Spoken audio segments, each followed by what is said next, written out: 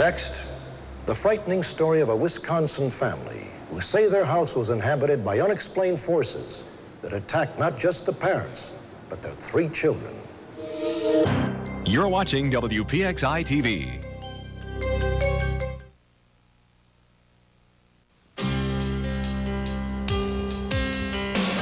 You can ride with the wind when you're one with the road. You can feel every move, you're in control. Just a touch of the wheel and the power is yours. It's the look and the feel, the one that's for real. It's the new spirit, gotta be the spirit of Dodge. It's the new spirit. You'll find it at the heart of every car and truck we build. And you'll find it in yourself every time you take the wheel. It's the new spirit of performance. It's the new spirit of Dodge. It's the new spirit of Dodge. The new spirit of Dodge. Yesterday's cold was a bother, but nothing like fighting today's cold, which is complicated by stress, exhaustion, and pollutants. Today's medicine for today's cold is new Benadryl Plus, with the strength of Benadryl for sneezing, plus a maximum strength decongestant to help you breathe easier, plus a maximum strength pain reliever. Today's cold demands new Benadryl Plus. Today's medicine for today's cold. Thursday on an all-new Cosby, dinner with daughter hits a new low. And on a different world, Dwayne's wake-up service is a risky business. Then Cheers is back with the season premiere Switcheroo. Sam's in charge and Rebecca's out the door. And then it's Dear John. The comedy Time magazine calls the season's funniest new show. Thursday. On the Family Ties season premiere, the Keatons go camping. What was that? But when Alex plays Boy Scout, they all need... I missed them all. Sunday. This program is about unsolved mysteries. Whenever possible, the actual family members and police officials have participated in recreating the events. What you're about to see is not a news broadcast. In early February of 1987, Alan and Debbie Tallman brought home a bunk bed they had purchased at a second-hand furniture shop. You got that, partner? They assembled the bed and stored it in their basement. That's right, didn't we? Well, look at... When the bunk bed was moved upstairs, it marked the beginning of 9 months of horror for the Tallmans.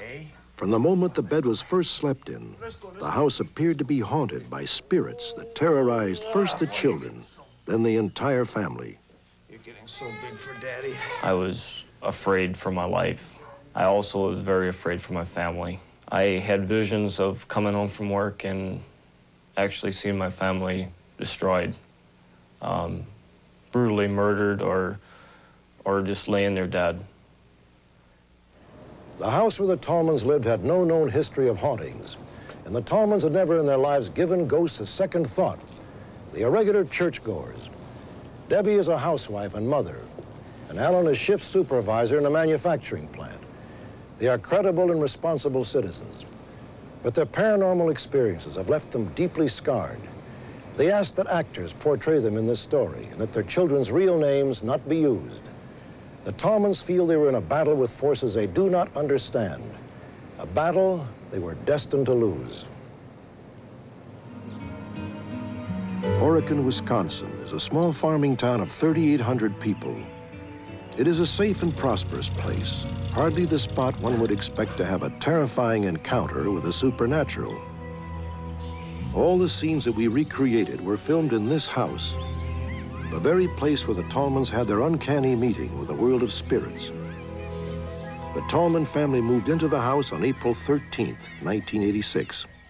Well, yeah, it was our dream house because, you know, it was something that we figured we were going to be there for a long time, you know, and it was a dream house. Are you feeling any better? Within weeks, the Tallman children, who had rarely been sick, began to fall ill.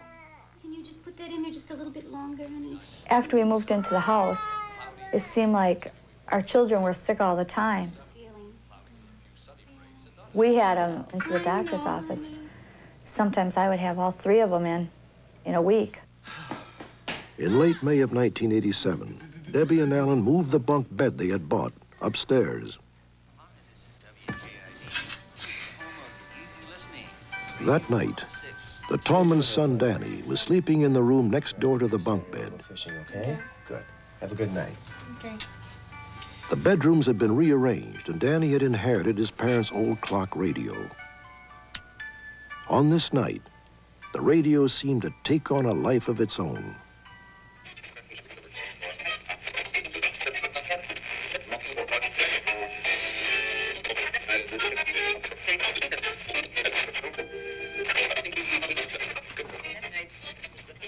My son, he came running out in the living room, and he says, "But Mom and Dad," he says, "I seen it, the dial moved." He said the indicator went from one side to the radio to the other. And we kind of looked at each other and says, "Well, if you're going to have a fit with the radio and cause this kind of ruckus, we'll just take the radio out, you know, because that stuff just does not happen." A few weeks later, Alan Tallman himself had an experience he could not explain. He was busy painting the walls in his basement, but decided to take a break. My wife called me up for dinner, so I just laid the brush, and I was going to return after I ate my lunch. And after dinner time was over, I went downstairs, down cellar.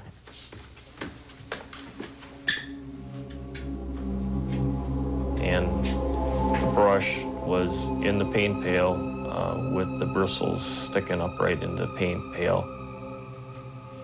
I figured there was something strange why this happened, why the brush got into the paint pail, but still I wouldn't accept that my house was haunted.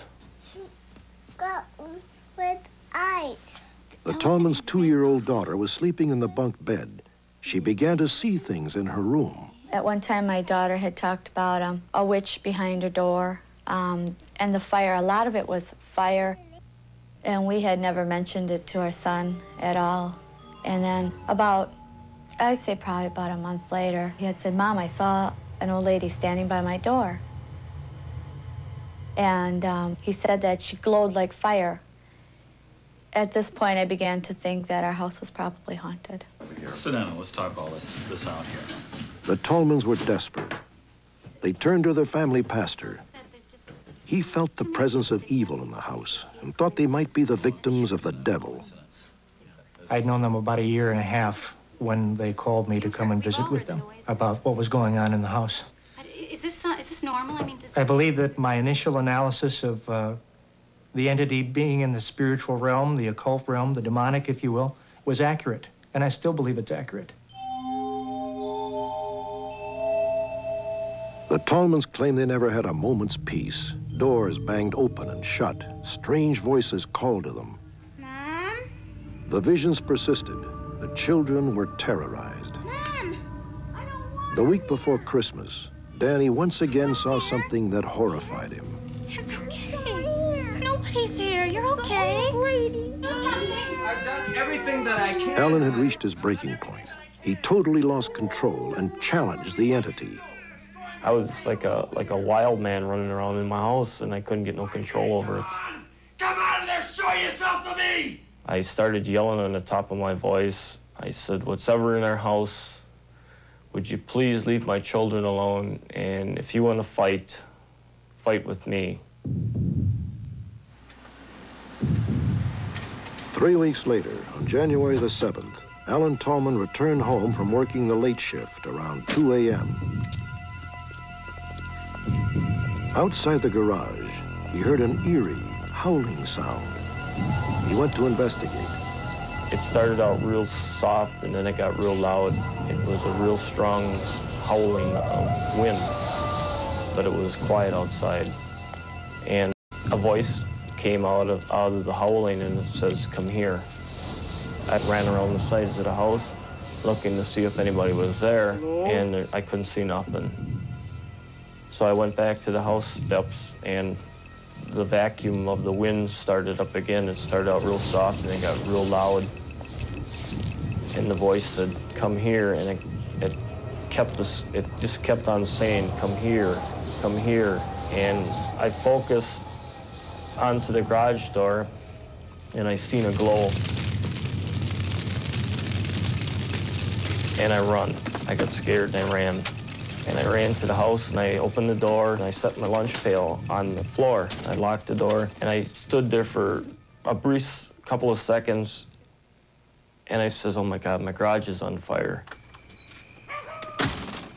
And I ran back out on the porch and I looked towards the garage and there was nothing. The garage was just as normal as was when I came home from work. So I quick went back in the house and I closed the door and deadbolted the door and locked the door. After I had the door locked, I reached down to pick up my lunch pail, and this thing hurtled it right through the living room. He came home that night and he was just running around the room. I mean, literally running. He ran in the bedroom, ran around the bed, ran over to the dresser, threw his keys up on the dresser. I've never seen him like that before. Alan Tallman began sleeping on the floor of his daughter's room each night. The girls were traumatized and needed help falling asleep. I started to see this fog starting to appear on the floor, and a voice came out of it, and it says, "You're dead." When he came out of the bedroom, he wouldn't talk to me. His lips were blue. He was so white, you know. I tried to get him to tell me what happened, but all he did was stand there, and tears were running out of his eyes. And so I went to the phone and I called the pastor and I said, "You've got to come over here." I said, "Something happened and Alan's crying." I said, "And he won't tell me what happened." When I arrived, Alan was very frightened. He was shaking. He was visibly shaken at what he had seen. Alan gave me no indication at all that he was in any way fabricating what he was telling me. And my sense of that was heightened by the fact that I've been with people before who had described things similar to what Alan was describing. And his fear and terror at what he had seen was very similar to what I had seen before. A few days later, Alan was working late. He asked a relative of his to watch over the two girls until they fell asleep. Alan's relative was a complete skeptic. That night, he changed his mind. The same specter appeared.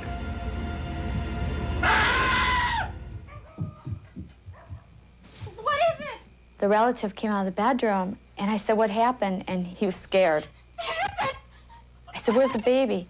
He goes, "Back in the bedroom." I said, "Get her." I said, "We are leaving this house." I said, "I am never coming back to this house." I said, "I don't care." I said, "I have had it. I can't handle this no more." That night, Debbie fled from the house she had thought would be her dream home. Hurry up! Run!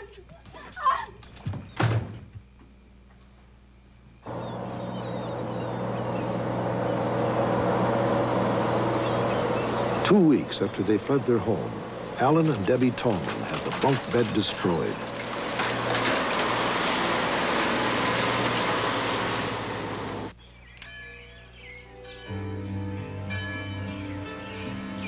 After we left the house, everybody asked us, "Can this follow you?" I never thought it could happen the first time. So I don't know if this is the end of the story.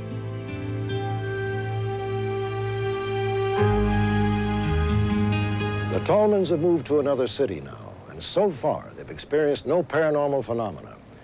A new family moved into the Tallmans' house last April, and they've had no problems.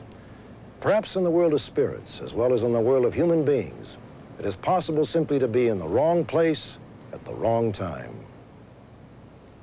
When we return, we will check into the General Wayne Inn, which seems to be inhabited by ghosts of a friendly and even mischievous nature.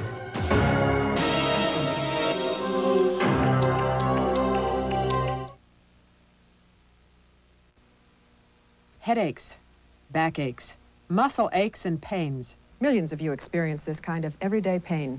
And you should know that the pain reliever that's unbeaten for ailments like these is Tylenol. But it wouldn't make any sense to relieve your pain and then irritate your stomach. That's why you should choose a pain reliever that won't cause the stomach irritation possible with aspirin or even ibuprofen. That's why your choice should be Tylenol. It's tough on pain, easy on your stomach. It's happening now. The great crab harvest of '88 at Red Lobster. King crab from icy Alaskan waters, steaming, succulent. Delicate snow crab to dip, drip, and savor. And get your first taste of our sweet, meaty Pacific Dungeness. We've created 6 crab and seafood combinations starting at $7.95. They're here now and only at Red Lobster. Friday through Sunday, it's our weekend special, steak and shrimp, just $9.95. 2 scoops, 2 scoops. You know what I wish, Stella? I wish Kellogg's would stop making Raisin Bran, just for a day. I know. I can't keep up anymore. I know. Kellogg's Raisin Bran. They ought to call it Kellogg's Raisin. With all those raisins, that's what you're gonna taste. I know. Taste the fruit of a raisin broker's labor. 2-scoop Kellogg's Raisin Bran. The cereal that tastes like raisins. Unsolved Mysteries will return in a moment. Action Friday starts with Sonny Spoon. Look out. He's arrested for murder, saves a blind girl, gets shot by a nun, and delivers a pizza? Hero, pizza time. Oh. Then, an insane killer stalks a helpless child. I got 1 dead body and 1 terrified little girl. Can Jack and Taraz save her? Something is out there. It all happens Friday. We're being watched. Mike seems to have a lot of credibility. He is a very believable person. It's his bright brown eyes. I watch Channel 11 News. I like Edie Tarbox and Mike. They look good together, work good together. That's the only news I do watch when I watch. I switched to Channel 11. It has a certain personality to it. More and more people are watching Mike and Edie on Channel 11 News. We love Mike and Edie. We're being watched. Truth squads are troublemakers. The story on Night Beat.